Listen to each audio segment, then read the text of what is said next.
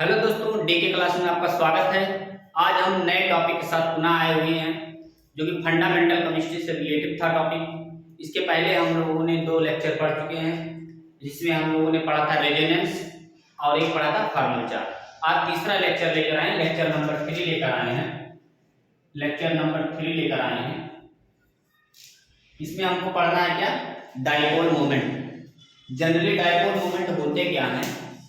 दो मॉलिक्यूल्स के बीच में या दो एलिमेंट्स के बीच में एक डाइपोल जनरेट होता है। एक डाइपोल जनरेट होता है। उस डाइपोल जनरेट होने की घटनाओं को पाउली ने आयनिक और कोवैलेंट कैरेक्टर देख के डाइपोल मोमेंट के बारे में प्रकट किया। तो आइए हम पहले डाइपोल मोमेंट का डेफिनेशन पढ़ते हैं। डाइपोल मोमेंट, डाइपोल मोमेंट तो लिखेंगे it is vector quantity which is measure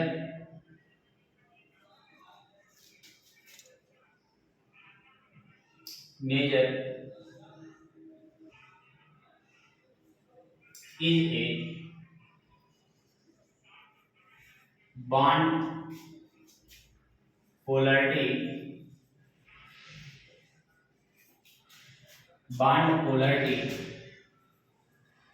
are called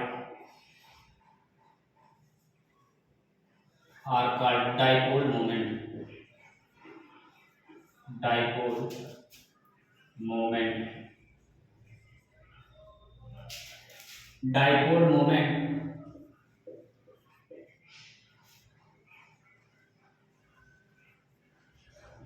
represented by mu of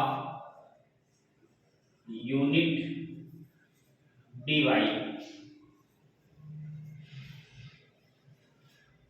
d equal to होता है 10 टू द पावर माइनस 18 और 10 to the power minus 8 pm। Mu equal to small e into d. यहाँ क्या है? यहाँ mu क्या है? Mu equal to होता है वेक्टर क्वांटिटी। क्या है? वेक्टर क्वांटिटी है। और डी इक्वल टू है, डी इक्वल टू क्या है? न्यूक्लियर, ये इसको कह सकते हैं इंटर न्यूक्लियर डिस्टेंस। क्या है? इंटर न्यूक्लियर डिस्टेंस है। और ई क्या है? Change of bond atom. Change of bond atom. इस प्रकार से डाइपोल मोमेंट को रिप्रेजेंट करेंगे। और डाइपोल मोमेंट का फार्मूला निकालने के लिए एल यहाँ क्या है? एल यहाँ बैलेंसी को दिखा रहा है। तो L equal to half bracket के अंदर बैलेंस इलेक्ट्रॉन, ये लिख सकते हैं number of balance electron plus bracket के अंदर any negative charge minus any positive charge -1 into क्या हो जाएगा? x इंटू एक्स हो जाएगा। यहाँ x इक्वल टू क्या है? यहाँ x इक्वल टू क्या है? सराउंडिंग एटम, सराउंडिंग एटम या लिगेंड बोल सकते हैं। इस प्रकार से यहाँ दूसरे रूप में कर सकते हैं L equal to under root sorry 1/2 V minus A minus C minus 1, यहाँ प्लस होगा, इंटू एक्स। ये डाइपोल निकालने का इजी वे फार्मूला है, इसके द्वारा डाइपोल मोमेंट हम निकाल सकते हैं। तो इसको आप शॉर्ट स्क्रीन लेंगे।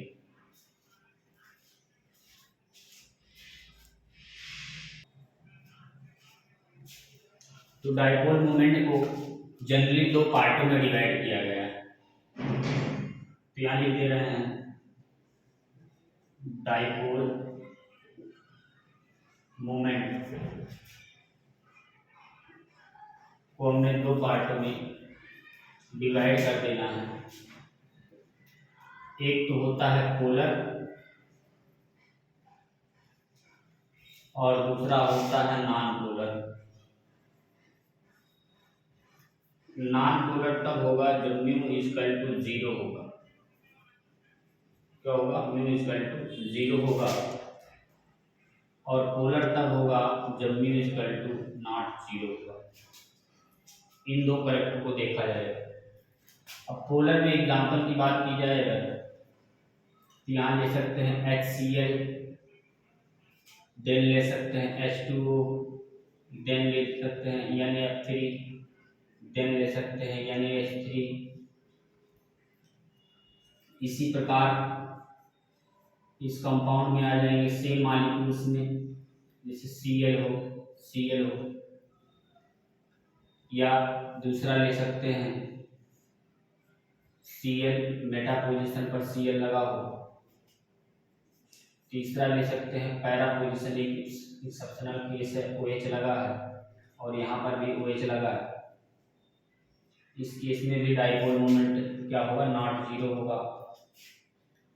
इसी प्रकार CHCl3 ले सकते हैं, CH2Cl2 ले सकते हैं, CH3Cl ले सकते हैं। ये सभी डाइपोल मोमेंट क्या होगा? इसका नॉट 0 होगा। क्या होगा? नॉट 0 होगा। इसी प्रकार डिफरेंट में आ जाइए, डिफरेंट मॉलिक्यूल्स में आ जाइए। तो डिफरेंट मॉलिक्यूल्स में मान लीजिए यहाँ लगा है CH3, यहाँ लगा है NO2, क्या लगा है? NO2। या दूसरे में आ जाइए, यहाँ लगा है CH3, यहाँ लगा है NO2, यानी मेटा नाइट्रोटॉलुइन, और ये हो जाएगा आर्थो नाइट्रोटॉलुइन। आर्थो नाइट्रोटॉलुइन हो जाएगा, ये हो जाएगा मेटा नाइट्रोटॉलुइन हो जाएगा, मेटा नाइट्रोटॉलुइन हो जाएगा। ठीक है, ये क्लोरोबेंजीन का है, आर्थो क्लोरोबेंजीन है ना, या इसको बोल सकते हैं क्या? 1,2 डाइक्लोरोबेंजीन, इसको बोल सकते हैं 1,3 डाइक्लोरोबेंजीन, यहाँ बोल सकते हैं 1,4 डाइहाइड्रॉक्सी बेंजीन। ये सभी क्या हैं? ये सभी किसके एग्जाम्पल हैं? पोलर के एग्जाम्पल है। क्या है? पोलर के एग्जाम्पल है। इसी प्रकार और कंपाउंड्स आप इसमें लिख सकते हैं, और सारे कंपाउंड लिख सकते हैं। जैसे BF3 हो जाए, क्या हो जाए? BF3 हो जाए। ये भी क्या होगा? ये भी पोलर कंपाउंड होगा। ठीक है, अब उसकी बात की जाए तो यहाँ एग्जांपल में ले सकते हैं Cl2, Br2, CCl4, CH4, है ना, या इस प्रकार से NO2,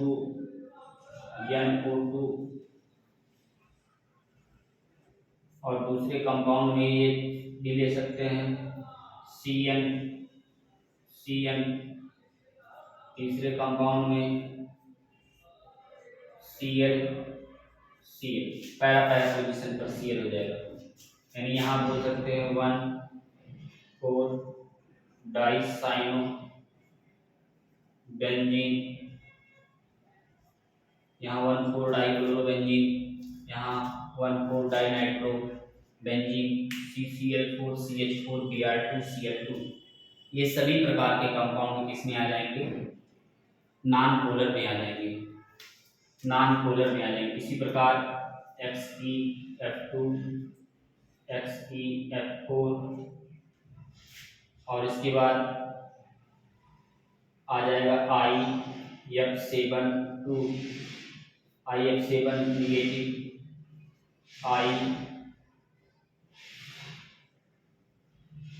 IF2 नेगेटिव। ये सभी कंपाउंड्स क्या होंगे?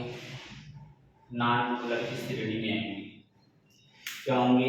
नॉन पोलर की श्रेणी में आएंगे कंपाउंड, नॉन पोलर की श्रेणी में आएंगे।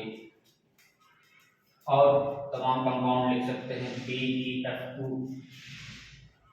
BF3, SiF4, SiF6। ये सभी कंपाउंड्स किसमें आएंगे? नॉन पोलर में आएंगे। तो इस प्रकार आप शॉर्ट स्क्रीन लेंगे। अब रूल्स पे चलते हैं कि डाइपोल मोमेंट का रूल्स क्या होता है, लीनियर में क्या होगा और इसके बाद लोन पेयर में क्या होगा, ऑर्गेनिक कंपाउंड में कैसा कैरेक्टर होगा। ये सभी कैरेक्टर उसमें देखेंगे, नोट कर लीजिए आप।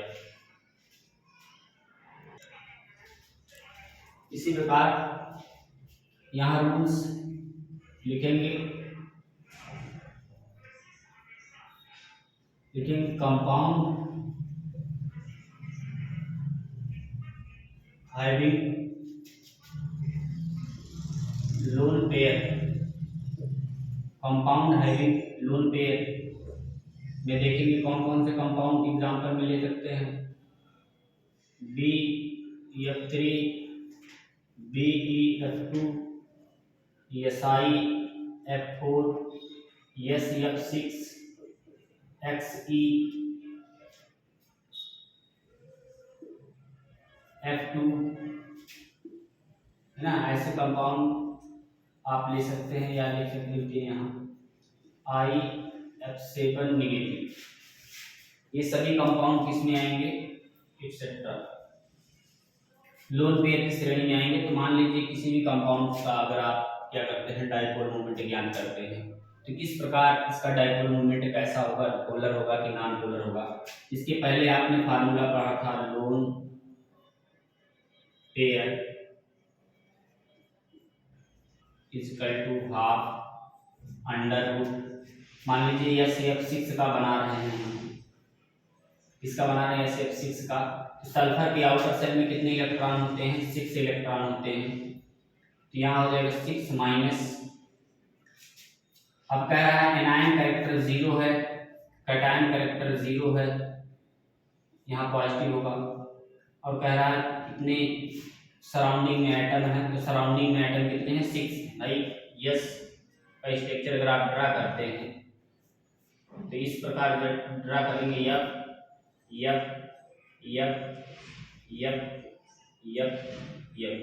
सभी कार्नर पर क्या रखेंगे? यप रखेंगे। तो आप देख रहे हैं इसके आउटर सेल में 6 इलेक्ट्रॉन कैसे होंगे? Sulphur K L and M, तो 2 8 और 6 कितना हो जाएगा? 16। कितना हो जाएगा? 16 हो जाएगा। इसके द्वारा आउटर सेल में कितने इलेक्ट्रॉन है? ये हमारा कैसा है? ये आउटर सेल, आउटर सेल में कितने इलेक्ट्रॉन है? 6 इलेक्ट्रॉन। तो ये 6 रखा गया प्लस। अब इसके स्थान पर A, स्मॉल a स्केल क्या होता है? एनायन होता है, या इसी को कहते हैं एनी नेगेटिव चार्ज। क्या इस पर कोई नेगेटिव चार्ज नहीं है? क्या इस पर कोई पॉजिटिव चार्ज नहीं है? इसके बाद -1 इंटू, अब कह रहा है surrounding atom, number of surrounding atom कितने हैं इस सल्फर के सभी कार्बन पर? तो 1 2 3 4 5 और 6 है, तो यहाँ 6 रख देंगे। अब इनको जब आप सॉल्व करेंगे तो क्या हो जाएगा? Half 6 minus 6 equal to 0। तो म्यू इक्वल टू क्या हो जाएगा? 0। अगर म्यू इक्वल टू 0 आता है तो किस श्रेणी में जाता है? Non polar. कंपाउंड कैसा होगा? कंपाउंड होगा नॉन पोलर। कैसा कंपाउंड होगा? Non polar. ऐसे किसी भी कंपाउंड को आप ज्ञात करेंगे तो नॉन पोलर की श्रेणी में आएंगे। किस में आएंगे? नॉन पोलर की श्रेणी में आएंगे। अब दूसरी बात की जाए,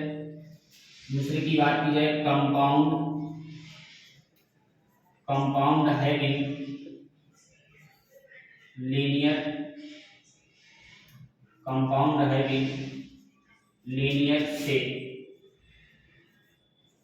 लीनियर शेप की बात की जाए कि कंपाउंड में किस प्रकार लीनियर शेप होंगे तो क्या होगा?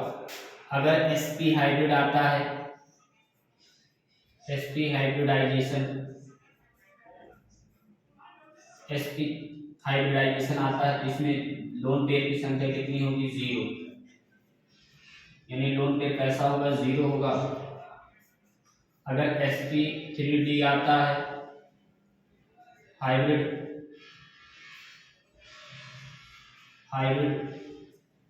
तो इसमें 3 लोन पेयर होंगे।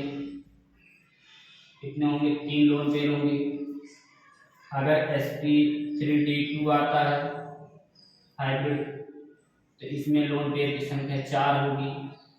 इस प्रकार से कंपाउंड को ज्ञात करेंगे। तो मान लीजिए एग्जांपल में हम ले रहे हैं XeF2 देन ICl2 नेगेटिव, ये कंपाउंड लिया गया है। तो मान लीजिए इसका अगर आप इलेक्ट्रॉनिक कॉन्फ़िगरेशन करते हैं तो इसके आउटर सेल में कितने इलेक्ट्रॉन होते हैं? 8 इलेक्ट्रॉन होते हैं। कितने होते हैं? 8 इलेक्ट्रॉन। इनका एटॉमिक नंबर कितना होता है? 54। तो ज़ेनान KN देन N, तो 2 8, इसके बाद 18, ठीक है, 18 के बाद 32 और 32 लास्ट में 8 इलेक्ट्रॉन आएंगे आउटर सेल में। ठीक है, काउंट कर सकते हैं आप। 10 और 18 कितना हो जाएगा? 38 और 2 40। ठीक है, 40 हो जाएगा।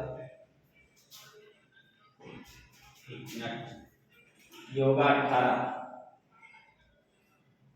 ये 18 हो जाएगा। ठीक है, 18 में 36, हाँ ठीक है, 36 और 10 46 और कितना हो जाएगा? 8 54, ये हो जाएगा। तो इसके आउटर सेल में कितने इलेक्ट्रॉन है? 8 इलेक्ट्रॉन है। इसका जब आप फार्मूले के द्वारा ज्ञात करेंगे, फार्मूला क्या था हमारा? फार्मूला था half L equal to half bracket के अंदर V minus A minus C minus 1 यहाँ प्लस था इंटू x, यही फार्मूला था। अब इस फार्मूले के द्वारा हम लोग ज्ञात करेंगे, इस फार्मूले के द्वारा जब हम ज्ञात करेंगे तो क्या ज्ञात करेंगे आप यही देख लीजिए। इसके आउटर सेल में L इक्वल टू, इसके आउटर सेल में कितने इलेक्ट्रॉन है? इसके आउटर सेल में 8 इलेक्ट्रॉन है, प्लस कोई इस पर नेगेटिव चार्ज है? नो, 0 0, पॉजिटिव और नेगेटिव कोई भी नहीं है। इसके बाद 1 दिया गया है इंटू सराउंडिंग एटम पूछ रहा है, तो सराउंडिंग एटम इसका स्ट्रक्चर कैसा होगा? Xe 2 इलेक्ट्रॉन और F और 2 इलेक्ट्रॉन। तो सराउंडिंग एटम में कितने इलेक्ट्रॉन हो गए टोटल? 6 ही होंगे ना। अच्छा, नेगेटिव चार्ज की बात कर रहा है तो नेगेटिव चार्ज में एनायन की संख्या कितनी हो जाएगी? 6 इलेक्ट्रॉन, 2 2 4 और 2 6, 6 इलेक्ट्रॉन माइनस इतना, उसके बाद 2। इस प्रकार से इसको सॉल्व करेंगे तो क्या हो जाएगा? ये -2 इक्वल टू हाफ, ये हो जाएगा -2 और ये हो जाएगा कितना? 14, तो ये 12 बचेगा, तो ये इक्वल टू 6 आ जाएगा। जब 6 आएगा तो हाइब्रिड क्या होगा? sp3d, ये हाइब्रिड आ जाएगा। क्या आ जाएगा? sp3d आ जाएगा। इस प्रकार क्या करेंगे हम, इसके भी स्ट्रक्चर को डिनोट कर लेंगे। तो आप नोट करेंगे, इसके बाद लास्ट पर चलते हैं। इसके बाद रोल नंबर 3 में लिखेंगे कंपाउंड हैविंग स्क्वायर प्लेनर में देखेंगे यहाँ एग्जाम्पल में लिख दे रहे हैं XeF4 देन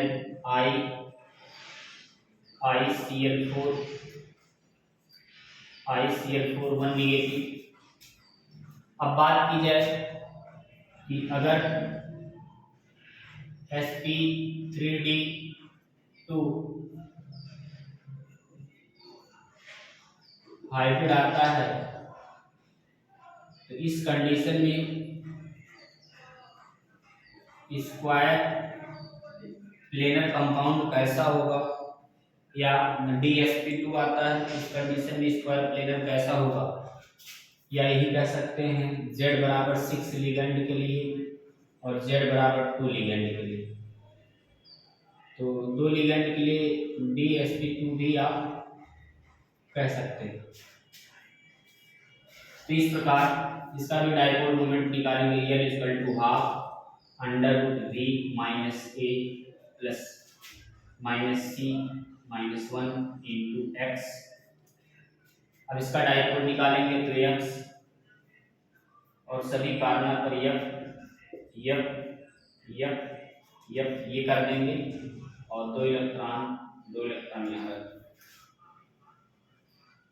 तो इसके लिए ज्ञात करने के लिए ये हो जाएगा half under root valence electron outer shell में 8 होते हैं तो 8 प्लस कोई एनायन है तो एनायन की संख्या 4 माइनस 0 माइनस 1 माइनस 1 के बाद इंटू और कितने हैं 4 है तो यहाँ 4 रख देंगे और माइनस 4 8 4 12 हो जाएगा तो 12 और 4 माइनस करेंगे कितना हो जाएगा भाई 8 4 12 से 4 माइनस करेंगे तो 8 बचेंगे 8/2 तो हाफ ये हो जाएगा 8 क्या हो जाएगा 8 इंटू 4 तो 4 आने पर हाइब्रिड क्या होगा DsP2 होगा जिसको हम क्या कहेंगे स्क्वायर प्लेनर बोलेंगे। क्या बोलेंगे स्क्वायर प्लेनर बोलेंगे। क्या बोलेंगे स्क्वायर प्लेनर बोलेंगे। तो इस प्रकार सभी कंपाउंड्स का इसको कमेंट बॉक्स में बताइएगा कि इसका डाइपोल मोमेंट कैसा होगा ICl4 नेगेटिव का। अब चौथे पर आते हैं। चौथे पर आएंगे compound having organic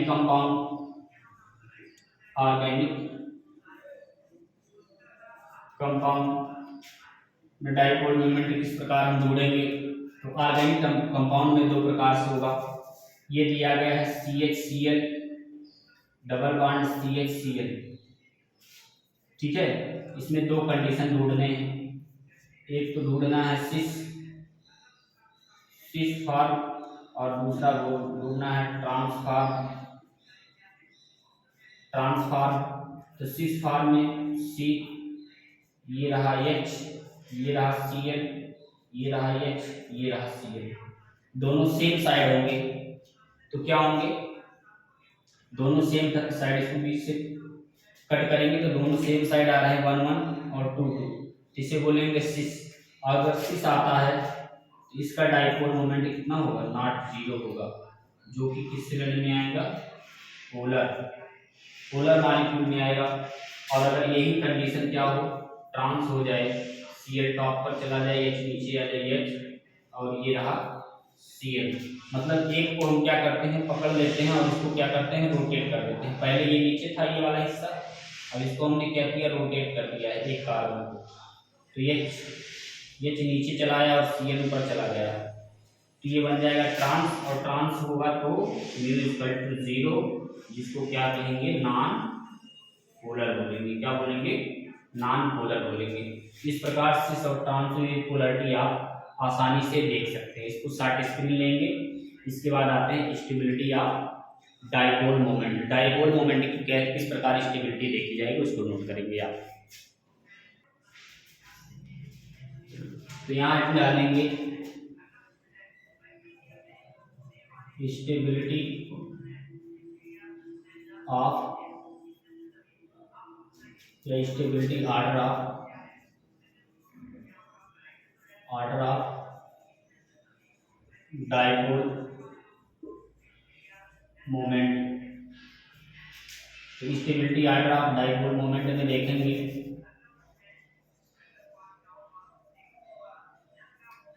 dipole moment देखेंगे। फर्स्ट नंबर दिया गया है NH3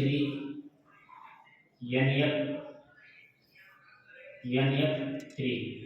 इनमें डाइपोल मोमेंट किसका ज़्यादा होगा?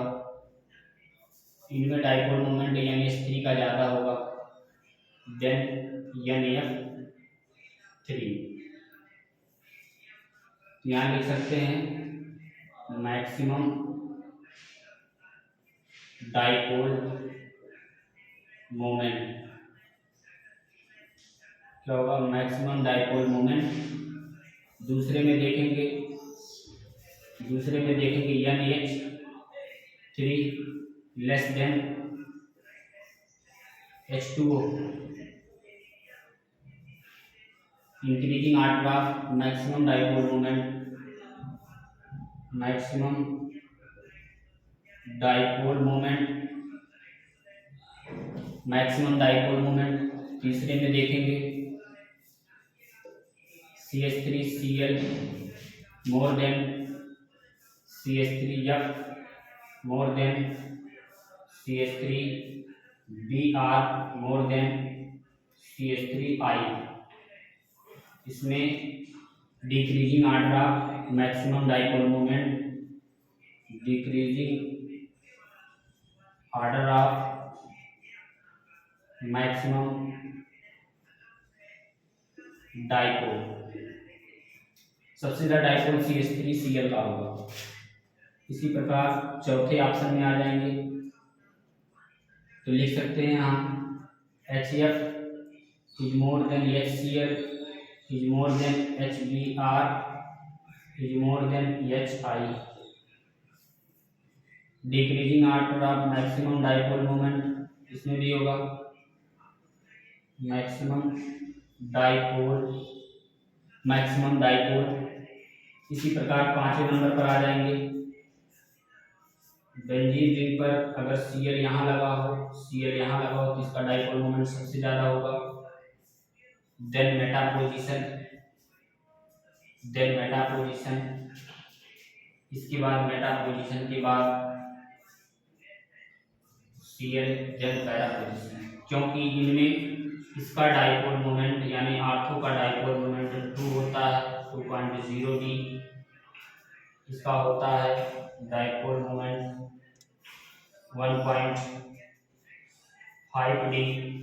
इसका डाइपोल मोमेंट 0 होता है।